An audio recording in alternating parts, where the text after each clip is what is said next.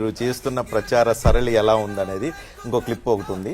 తీసరే number pay high car, మూడో number మీద car ఉన్నది, మిగతా అన్ని బేకారు. జూబ్లీ హిల్స్ లో మీరిచ్చే మెజారిటీతో కాంగ్రెస్ కు మైండ్ బ్లాంక్ అయి తిమ్మ తిరిగే విధంగా కుర్చీ మడత పెట్టి ఏం చేయాలో మీకు తెలుసు. చూసారా అంబియన్స్ అదంతా చూసారా? చుట్టూ వీడియో వాల్స్, అంటే టెలివిజన్ సెట్స్, పెద్ద పెద్ద వీడియో వాల్స్, పైన అంతా ఒక బ్రిడ్జ్ లాంటిది. అంటే మీరే పెట్టుకోవాలి, అవి మేము పెట్టుకోకూడదా? అంటే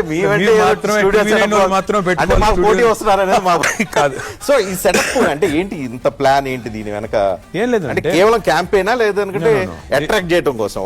మేము ఒక కొత్త సాంప్రదాయానికి శ్రీకారం చుట్టాలనుకున్నాం. ఏంటంటే మేము అనుకున్న లైన్ ఏంటంటే బేసికలీ మొనాటనస్ అయిపోతున్నాయి ఎలక్షన్లు, స్పీచ్లు, ఊకదంపుడు ఉపన్యాసాలు. ఇట్లా కాకుండా ప్రత్యర్థులు ఏం చెప్పారు, ఏం చేస్తున్నారు, ఆ కాంట్రాస్ట్ కూడా చేస్తే బాగుంటుంది. ఇప్పుడు రేవంత్ రెడ్డి గారు, కాంగ్రెస్ పార్టీ, భట్టి విక్రమార్క గారు, రాహుల్ గాంధీ గారు 6 గ్యారెంటీల గురించి ఏం చెప్పారు, ఎలా ఫెయిల్ అయ్యారు, అది చూపెడుతుంది. అట్లాగే హైడ్రా అంత అరాచకం చేస్తోంది, పెద్దవాళ్ళని ఎట్లా కాపాడుతుంది, పేదవాళ్ళని ఎట్లా కొడుతుంది, అవి చూపెడుతున్నాను.